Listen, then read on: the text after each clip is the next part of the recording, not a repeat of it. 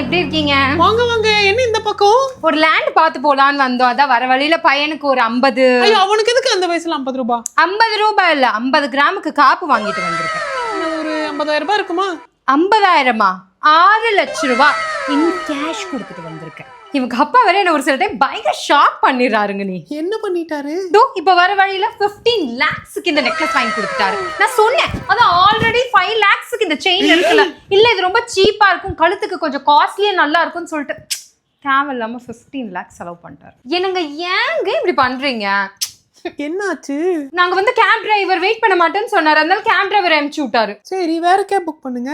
ஐயோ, அவர் காரை வாங்கிட்டு கேப் டிரைவர் அனுப்பிச்சு விட்டாரு. வீணா செலவு பண்ணிட்டு இருக்காரு காசு.